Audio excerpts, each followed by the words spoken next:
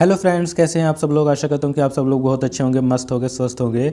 दोस्तों, आज हम बात करेंगे मध्य प्रदेश कर्मचारी चयन बोर्ड द्वारा जो भर्तियां निकाली गई है समूह 5 यानी ग्रुप 5 की जो वैकेंसी निकाली गई है उसके बारे में बात करेंगे। दिव्यांगजनों की कितनी वैकेंसी है, कौन कौन दिव्यांग अप्लाई कर सकते हैं और अदर स्टेट वाले क्या इसमें अप्लाई कर सकते हैं, सब कुछ हम इस वीडियो में देखेंगे। क्या क्वालिफिकेशन है, अलग अलग पोस्ट के लिए अलग अलग क्वालिफिकेशन है। अगर आपके पास में इंटर भी है तो भी आप अप्लाई कर सकते हैं।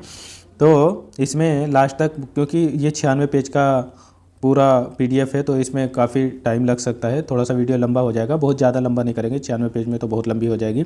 तो इसलिए जो ज़रूरी बातें हैं वही हम इसमें देखेंगे। देखिए, ये फॉर्म फिल होना शुरू हो गए 30/12/2024 से और लास्ट डेट रहेगी 13/1/2025। मतलब आपके पास में केवल 15 दिन का 12-13 दिन का टाइम रहेगा। जितना जल्दी हो सके उतनी जल्दी आप इसको फिल कर दीजिए।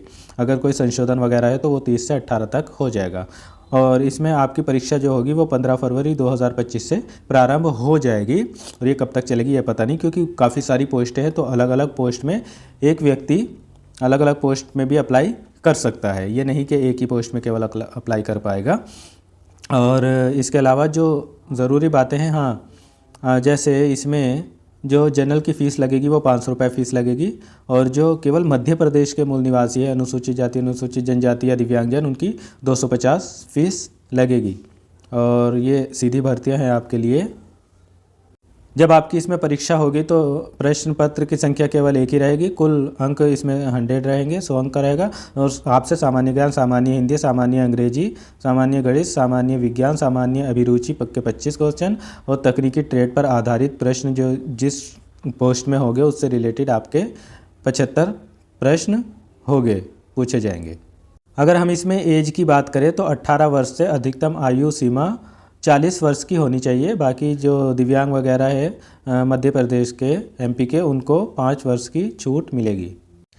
इसमें दिव्यांगजनों के लिए 6% आरक्षण रहेगा, जिसमें दृष्टिबाधित और कम दृष्टि वालों को 1.5%, बहरे और कम सुनने वालों को 1.5% और लोकोमोटर डिसेबिलिटी में जिसमें शामिल है सेरेब्रल पाल्सी, कुष्ठ रोग, बोनापन, एसिड अटैक पीड़ित, मस्कुलर डिस्ट्रोफी, इनको भी 1.5% और ऑटिज़म वगैरह के जो एमडी में हैं उनको भी 1.5% का आरक्षण मिलेगा। जो मध्य प्रदेश के मूल निवासी है उनको यात्रा भत्ता भी दिया जाएगा। वो ये आप पढ़ लेना क्या क्या आपको करना है। इसमें साफ साफ लिखा है कि पद पर नियुक्ति के लिए उम्मीदवार भारत का नागरिक हो, नेपाल का नागरिक हो सकता है, ठीक है। तो इसलिए पूरे भारतवर्ष के लोग जो भी अप्लाई करना चाहता है वो कर सकता है, चाहे इंडिया के किसी भी कोने से है। और हर जगह के दिव्यांग भी इसमें अप्लाई कर पाएंगे। दोस्तों, ये वैकेंसी जो है वो अलग अलग विभाग में है। जैसे सबसे पहले संचालन स्वास्थ्य सेवा मध्य प्रदेश भोपाल के द्वारा ये सीधी भर्ती है रेडियोग्राफर की। इसमें दिव्यांगजनों के कुल 7 पोस्ट है, जिसमें 2 वीएच की और 2 एचआई की और 2 लोकोमोटर डिसेबल्ड की और 1 एमडी की। इसी में अन्य पिछड़ वर्ग को 14% का आरक्षण भी दिया गया है, जिसमें दिव्यांगों की 2 वीआई की, 2 एचआई की, 2 लोकोमोटर की और 1 एमडी की पोस्ट है। अगर हम इसमें वेतन की बात करें तो 28,700 के आसपास आपका और लेवल 7 इसमें रहेगा। अगर हम इसमें एजुकेशन की बात करें तो जीव विज्ञान, रसायन विज्ञान, भौतिकी के साथ में आपका इंटर होना चाहिए। और रेडियोग्राफर, इसके अलावा रेडियोग्राफर का निर्धारित 6 माह का प्रशिक्षण होना चाहिए। मध्य प्रदेश सह चिकित्सीय परिषद में जीवित पंजीयन होना चाहिए। और इसके अलावा अगर आप ये नहीं है तो एक्सरे रेडियोग्राफर टेक्नीशियन का ये 2 वर्षीय डिप्लोमा पाठ्यक्रम कुछ इनमें से होना चाहिए। अगली पोस्ट है लेबोरेटरी टेक्नीशियन। इसमें दिव्यांगजनों के 27 पोस्ट है, जिसमें से 7 वीएच की, 7 एचआई की, 7 लोकोमोटर डिसेबल्ड की और 6 मल्टीपल डिसेबल्ड की है। ऐसे इसमें अन्य पिछड़ा वर्ग के लिए जो है उसमें 27 पोस्ट है, 7 वीएच, 7 एचआई, 7 लोकोमोटर डिसेबल्ड और 6 मल्टीपल डिसेबल्ड की। इसमें भी जो आपसे क्वालिफिकेशन मांगी गई है वो आपका इंटर होना चाहिए। और रोग विज्ञान तकनीशियन, पैथोलॉजी टेक्नीशियन का 10 माह या 1 वर्ष का प्रशिक्षण होना चाहिए, या इसके अलावा पैथोलॉजी 2 वर्षीय डिप्लोमा। तो आप इनमें से अपनी क्वालिफिकेशन के हिसाब से देख लीजिए। आगे जैसे ये टेक्नीशियन की पोस्ट है, इसमें कुल 29 पोस्ट है। ये अकार्यपालिक और कार्यपालिक को आप जान लीजिए। कार्यपालिक का मतलब होता है एग्जीक्यूटिव और अकार्यपालिक का होता है मतलब नॉन एग्जीक्यूटिव। एग्जीक्यूटिव के पास ज़्यादा पावर होती है, नॉन एग्जीक्यूटिव के पास में कम पावर होती है। तो आप अपने हिसाब से जिसमें आपको अप्लाई करना हो उसमें कर लीजिएगा। इसमें दिव्यांगजनों की 2 रिक्तियाँ हैं जिसमें केवल दोनों लोकोमोटर डिसेबल्ड की है, बाकी किसी और की नहीं है। ऐसे इसमें जो अन्य पिछड़ा वर्ग के लिए है उसमें भी 2 रिक्तियाँ हैं, वो भी दोनों लोकोमोटर डिसेबल्ड की है। इसमें आपके पास में क्वालिफिकेशन बायोलॉजी, केमिस्ट्री तथा फिजिक्स से आपका इंटर होना चाहिए और इसके अलावा मान्यता प्राप्त संस्था से संबंधित विषय में डिग्री, डिप्लोमा आपके पास में होना चाहिए और ये मध्य प्रदेश परिषद का जीवित पंजीयन तो सभी पोस्ट में लगभग होना चाहिए।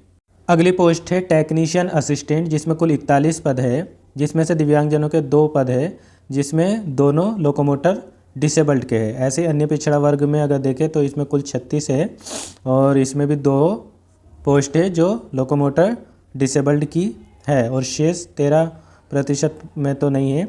और इसमें आपसे केवल इंटर मांगा गया है, वो भी फिजिक्स, केमिस्ट्री, बायो से, और मान्यता प्राप्त संबंधित डिग्री, डिप्लोमा होना चाहिए और मध्य प्रदेश में वही पंजीयन होना चाहिए, या इसके अलावा 100 बिस्तर के चिकित्सा संस्थान में 1 वर्ष का अनुभव होना चाहिए। इसके अलावा अगली है लैब अटेंडेंट की, जिसमें 2 पोस्ट है दिव्यांगों की, दोनों लोकोमोटर डिसेबल्ड की है और अन्य पिछड़ा वर्ग में भी दोनों लोकोमोटर डिसेबल्ड की ही है।